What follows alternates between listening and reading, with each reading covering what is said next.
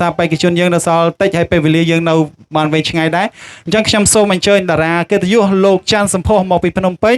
ឡើងបកស្រាយចម្រៀងមួយបទបាទសូមអញ្ជើញសូមជម្រាបសួរបងប្អូនទាំងអស់គ្នាបាទ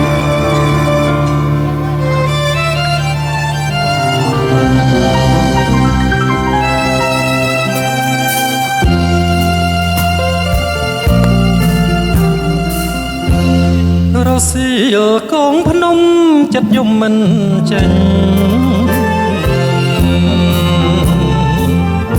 ចិនបងតន់ទិញតែឈ្មោះបុផាស្រឡាញ់អូនណាស់ណាម្ចាស់ចន្ទាសេចក្តីស្នេហាថ្លៃថ្លាកូនឡងវាចាផ្នែកស្រីស្ដីប្រាប់រឿងពិតអើយថាអូនស្នេហ៍ស្និទ្ធពិតលើរូបបងរៀបយល់ច្បាស់ហើយណាស្រស់ងាត់ឡងតែកម្មពីបងចងពីអតីតស្ដាយអើយសែនស្ដាយស្ដាយក្លិនបុប្ផា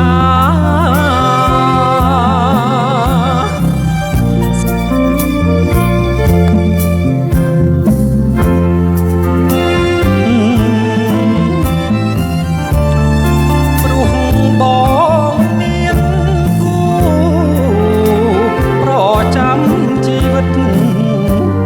មិនអាចក្បត់ចិត្តខ្លាចកម្មវេរីបុប្ផា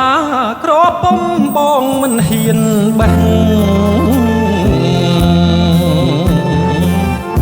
មិនហ៊ានប្រ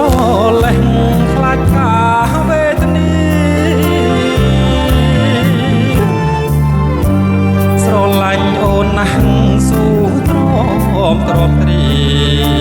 ជាតិក្រោយប្រាថ្នាជួបការម្ចាស់ស្នេ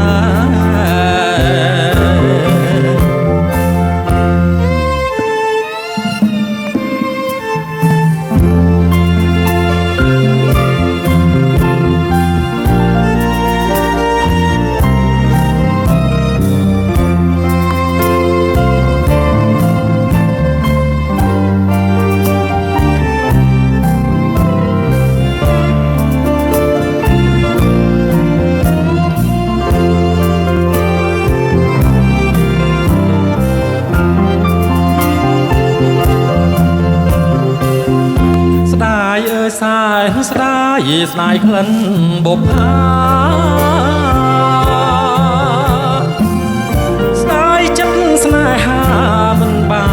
នរួមរិទ្ធព្រោះបងមានគូប្រចាំជីវិតមិនអាចក្បត់ចិត្តខ្លាចកម្មវេរី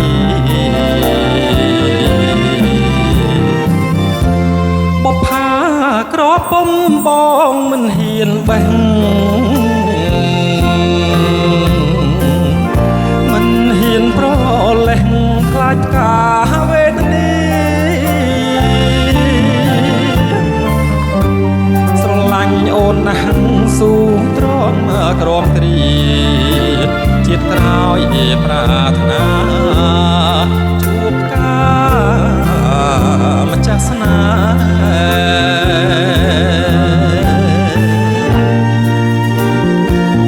សូមអរគុណ